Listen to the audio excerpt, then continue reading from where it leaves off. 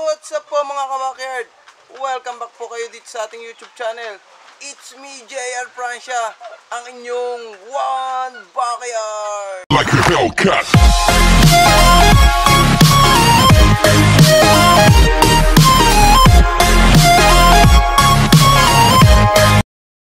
And for today's vlog mga kabakyard, i-update ko na kayo mga kabakyard doon sa mga itsura po ng mga sisiw natin. Yung mga early bird na nabandidan mga kabakyard, pasisilip ko na po sa inyo. At yun yung mga excuse. Tanga talaga. At yun yung mga pwede po ninyong mapanalunan po sa pre-raffle po natin. Kaya ano pang hinihintay nyo mga kabakyard? Mag-subscribe na kayo kay One Backyard at i-SS nyo lang po, tapos i-comment nyo po. Yun po ang napakabilis po na paraan para po makasali sa ating pre-raffle mga kabakyard. Take note mga kabakyard, dalawang trio. So mga mga baby pullets at saka mga cockerels po. Pero may band na po siya ng early bird mga kabakyard. So ano pa yun ha? Ano pang hihilingin nyo mga kabakyard? At dapat mga kabakyard, yung medyo marami-rami naman po yung makakasali. Kasi hindi po ako makakapag-set talaga ng mismong date raffle kapag kakaunti lang po yung mga nagme-message, yung nagkakaunti lang yung nagko-comment na pasali sila. Although marami na rin naman po nung mga nakaraan po, so counted na po yun. Yung sa mga bago mga kabakyard, kailangan yun na po yung bago nating ang tawag dito, yung bago po nating yung gagawin po natin para po makasali po sa pre-raffle po natin. SS nyo lang mga kabakyard na nag-subscribe kayo sa YouTube channel lang inyong One Backyard.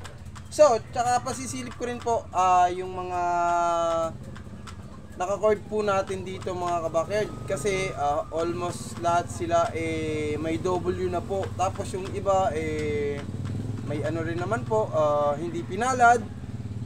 May mga ano rin po tayo kasi may mga pagkakamali din po tayo mga kabakyard. Kaya mahilig po tayong mag-video para po nakikita po natin kung sa matchmaking ba tayo nagkamali or kung doon ba tayo sa mga pointing. So pointing mga kabakyard, napaka-importante din po talaga.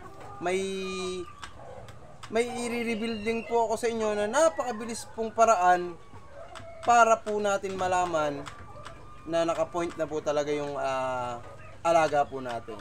So, re-rotate ko na yung camera mga kabakyard. Pakikita ko na po sa inyo isa-isa dahil pinag-iwahiwalay ko na po sila.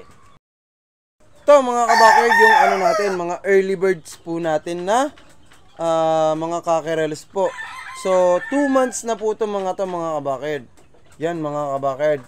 Medyo pinag-iwahiwalay ko na po kasi hindi na po kasi ako nakagawa ng range po doon po dapat ako maglalagay ng range doon sa mismong kalahati po noon. May net pa naman po tayo dito, kaso nga lang po masyado tayong nabibisi po sa paghahanda po. Tapos may syempre may trabaho din po naman tayo. Hindi ko po maharap na lagyan po ng net yung kalahati para magkakasama sana sila doon na lumalaki. Kaya ang ginawa ko mga kabakyard, sa dating gawi, pag-iwalay na lang muna natin. Sinasaludoan kita. Hey! Yan, pinag-iwalay ko na mga kabakyard. Yung iba, 2, 3, tapos dun sa dalawang, dyan sa dulo, nandiyan dyan yung mga black macrae po natin. Kasama po yung 3 pullet po, mga pullets mga kabakyard. So ito muna, pasilip ko sa inyo mga kabakyard. Itong ating 2 gray. Yan, 2 gray at saka syempre Thompson White, mga signature line.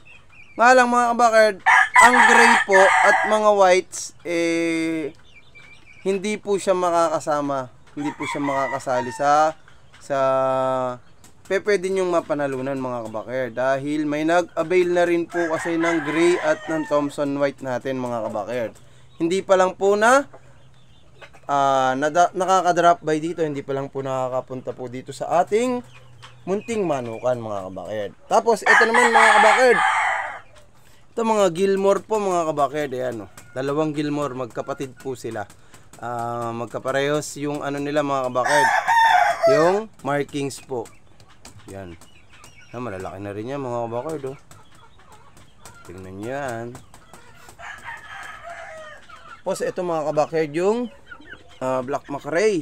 So yan, may Black Macrae na naman tayo mga kabakerd. Hindi ko alam mga kabakerd yung isang kulay na yun kung medyo magheheni po, kasi typical na Black Macrae po natin ganito kagad po pag bata. Yan yung medyo mga dark po talaga. Yun po kasi medyo light.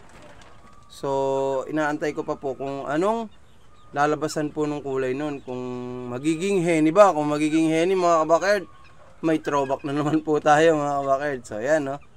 Kasi yung mga Black Macrae natin mga kabakerd, may mga ano po yun may mga dugong heni po nung before pa po mga kabakerd, nung nagbibreed ako. May lumabas na rin po talaga na heni gold tsaka heni gray. Yun. Ito naman tayo sa sa kabila mga kabakerd.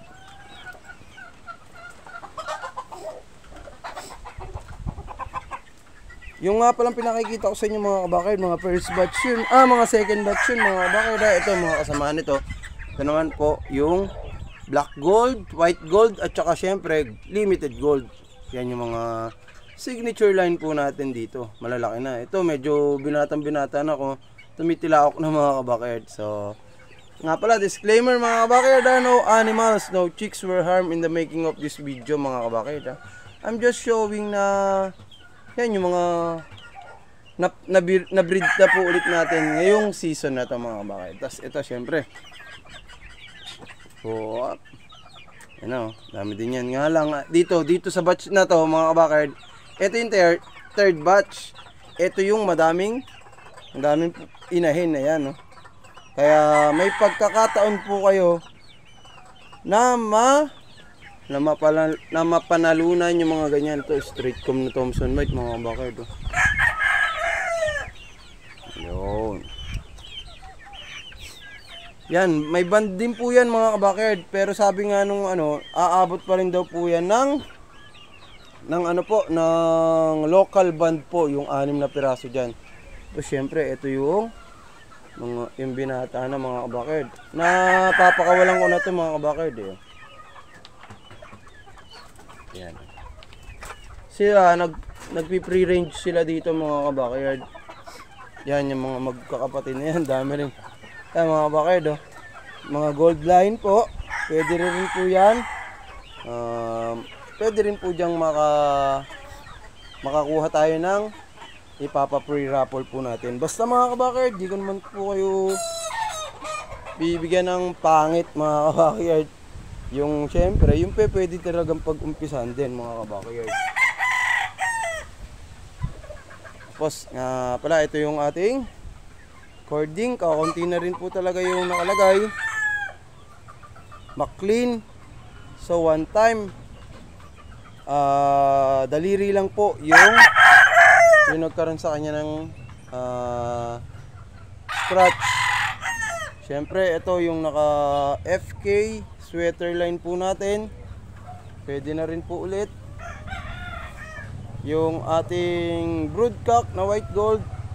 Ito sobrang galing mga kabakerd. Ang galing! Ang galing!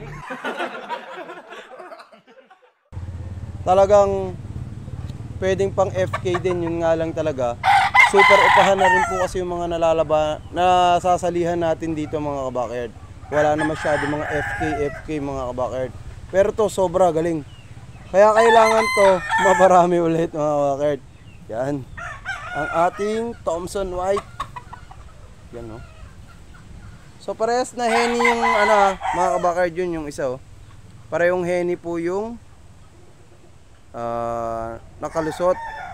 Yung dalawa po nilang kapatid, yung pure white po at saka yung panuksukan inalat.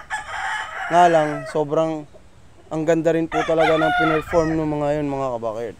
Ito mga kabakerd, siyempre si Black Macrae, one time din yan. Ito mga kabakard, yung ating sweater line na paling. Ganda ng katawan nito mga kabakard. Tsaka nung kinahig ko, iba yung power. May power din pong taglay. Tapos syempre mga kabakard, ang ating One Eye Black McRae. Siguro pag di ko alam mga kabakard kung anong mangyayari, kung masasali ko rin siya or stay na lang siya as brood stag po. Depende po, hindi ko po masabi kung ano po yung ano. Yun mga kabakard, tingnan nyo, 2, 4, 6, 8, 8 na lang yung naka-cord. Isa nakakulong yung Thompson White natin. Tapos syempre ito yung mga bago, mga pang Sunday event. Dami rin pong i-invite sa atin. Nga lang, problema yung pong kapital. At saka syempre yung yung manok. Diba? Yan mga kabakard. Setter line. Yan. So yung sinasabi ko mga kabakard kanina, yung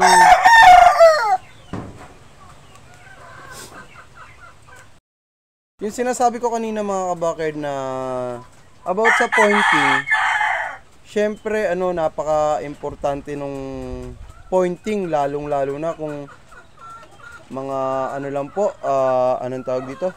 Mga hack fight lang po yung pagsasalihan natin. Lamang na po rin talaga tayo mga kabakard. Kasi ito, tingnan nyo mga kabakard. Sinasabi kong para sa akin on my opinion mga kabakard, kasi nga lahat naman tayo may kanya-kanyang opinion. So correct me if I'm wrong. Basta ito lang yung nanonotice ko, yung nakikita ko, na talagang masasabi kong medyo naka-point na talaga yung aking pwede na. So kailangan mga kabakard, gusto ko sa kanila kalmado. Yung bang mga ganyan lang ang tipo. Yan. Kalmado lang. Sila mga kabakard, kailangan hindi sila kilos ng kilos sa pagbinaba natin sila sa sa mga ganyang limbering pen, scratch pen. Kailangan kalmado lang. Tapos kailangan hindi malakas uminom ng tubig. Yun yung mga signs na alam kong naka-point na sila. At tapos mga kabakard, pag hinipo nyo yung mga binti, warm lang talaga. Yun yung masasabi ko. Kasi minsan may rin po may incident din na nasa event na tayo. Pag binaba natin yung po natin, yung warriors po natin galing sa cage po, binaba sa limbering na ganyan, kilos ng kilos. So ibig sabihin yun mga kabakard, balisa siya, hindi siya nakapokus. Or medyo, kung gutom yun mga kabakard, gutom yun, uhaw yun, talagang hindi siya nakapokus. Mas maganda talaga mga kabakard, pag binaba lang natin siya sa mga ganyang limbering pen, stay lang siya mga kabakard, hindi siya kilos ng kilos. So eto mga kabakard is hindi pa naman po ito nakapoint. Kasi pa lang naman po ngayon, Wednesday pa lang po ngayon, pang Sunday pa po sila mga kabakard. Yan. So pinapakita ko lang po sa inyo, nababanggit ko lang po sa inyo, baka kasi nagkakaroon kayo ng experience na ganun. Pagka ganun po yung pinakita po sa inyo ng inyong warriors, hindi po siya naka-point mga kabakard. Yan. Dapat talaga sila mga kalmado lang mga kabakard. Kahit po halos magkakatabi sila sa pen, kalmado lang, hindi nagwawala, ganun. Kaya mas maganda yung ganung itsura ng warriors natin. And that's it po mga kabakard. So nag-quick update lang po tayo para naman po makita nyo yung mga upcoming natin mga kabakard, upcoming warriors po natin, yung mga pwede ko po ma-share sa inyo. Yan mga kabakard, open din naman po tayo kung may gusto pong mag-avail ng ganung mga age. pinapa-avail ko po yan mga kabakayard. Wala pong problema doon sa age po. As long na kaya nyo pong i-pick up po dito sa ating manukan, pwede po nating i-share. Yan mga kabakayard. Tapos syempre yung kailangan hindi naman tayo maubusan dito sa pag-recording kasi talagang passion na rin natin na makasali sa mga event talaga. Although mas okay talaga na papakinabangan natin sila para nagsa-cycle ba, hindi tayo nahihirapan sa pambili ng pagkain, may pagkukunan talaga tayo ng pambili ng feeds mga kabakayard. Kaya naman po tayo nag-share sa iba. So hanggang dito na lang mga kabakayard ha. Kita-kits po sa next episode ng ating One Backyard. At tandaan po ninyo yung mechanics mga kabakayard ha. SS lang po mga kabakayard. I-comment nyo lang po yung SS nyo na nag-subscribe na po kayo kay One Backyard. At kasali ka na. Bye mga kabakayard. See you in my next vlog and have a nice day.